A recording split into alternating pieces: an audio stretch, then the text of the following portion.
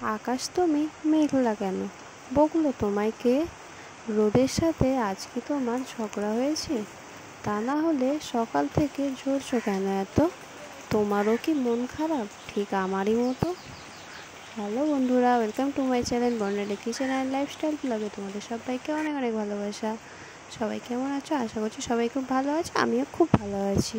আজকে আবারও একটা স্টোরি ভিডিও আমি তোমাদের সাথে শেয়ার করছি, কেউ স্কিপ না করে সম্পূর্ণ ভিডিওটি দেখতে থাকো।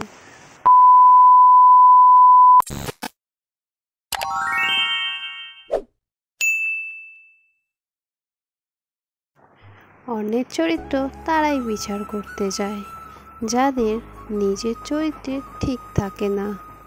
নিজের থেকে কথা বলা বন্ধ করে দেখুন, দেখবেন অনেক আপনজন পর হয়ে গেছে।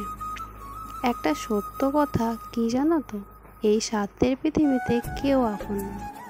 কপালে অবহেলা লেখা থাকলে হাজার চেষ্টা করলেও কখনো কারোর আপন হওয়া যায় না। মানুষ যখন প্রেমে পড়ে তখন সে 1000 বছর বাঁচতে চায়, আর যখন সে ব্যর্থ হয় তখন প্রত্যেকটা মুহূর্তে মরতে চায়। কাপুরুষ আটকায় সৌন্দর্যে, কুনারী আটকায় অর্থে, মানুষ আটকায় মায়ায়, আর অমানুষ আটকায় স্বার্থে। কেউ তোমাকে খারাপ ভাবলে কোনো কিছু মনে করো না, কারণ একজন মানুষ কখনো সবার প্রিয় হতে পারে না। তুমি তোমার বিবেক দিয়ে নিজের পথে চলতে থাকো। যে চেনার সে অবশ্যই চিনবে, আর যে বোঝার সে তোমাকে অবশ্যই বুঝবে।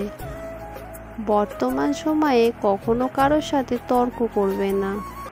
সবাই সব ব্যাপারে অনেক জ্ঞানী, মতের অমিল হলেই প্রসঙ্গ ছেড়ে ব্যক্তিগত আঘাত করতে শুরু করে দেবে। তাই কেউ যদি বলে জানিস হাতি উঠতে পারে, তর্ক না করে বলুন হ্যাঁ। ভালোবাসা আসলে কি? যদি রূপ থেকে কাউকে ভালোবাসো সেটা ভালোবাসা নয়, সেটা বেছে নেওয়া। যদি কারো শরীর থেকে ভালোবাসো তাহলে সেটা ভালোবাসা নয়, সেটা হলো লালসা। যদি কারো টাকা দেখে ভালোবাসো তাহলে সেটা ভালোবাসা নয়, সেটা হলো লোভ। তাহলে ভালোবাসা কাকে বলে? যদি কারোর মন দেখে ভালোবাসো তাহলে সেটা হলো ভালোবাসা। যদি তুমি এক নজর তাকে দেখার জন্য ছটফট করতে থাকো তাহলে সেটা হলো ভালোবাসা। ভালোবাসা এমন এক বদ অভ্যাস যেটার কারণে এক মুহূর্ত আনন্দ পাওয়ার জন্য সারা জীবন কষ্ট পাওয়ার জন্য রাজি হয়ে যায়। একজন মায়ের একটা ছেলেকে পুরুষ বানাতে 20 বছর সময় লাগে, আর একজন তরুণী নারীর 20 মিনিট লাগে তাকে বোকা বানাতে। যে মানুষটা পরিবারের জন্য খাবার জোগাড় করে সেই মানুষটাই বেশিরভাগ সময় পরিবারের সঙ্গে খেতে পারে না। রক্তের সম্পর্ক থাকলে কেউ কখনো আপন হয় না। বিপদের সময় যে মানুষটা আমাদের পাশে এসে দাঁড়ায়, সত্যি কথা বলতে সেই মানুষটাই হলো আমাদের আপন মানুষ। এই পৃথিবীতে কখনো কাউকে আপন ভেবে জোর খাটানো উচিত নয়, কারণ আজ তুমি যাকে সবচেয়ে কাছের বলে মনে করছো, সময় আসলে সেই মানুষটাই তোমাকে বুঝিয়ে দেবে যে তুমি তার কাছে কতটা পর। জীবনে এমন কিছু পরিস্থিতি আসে যখন নীরব থাকা ছাড়া আর কিছু করার থাকে না।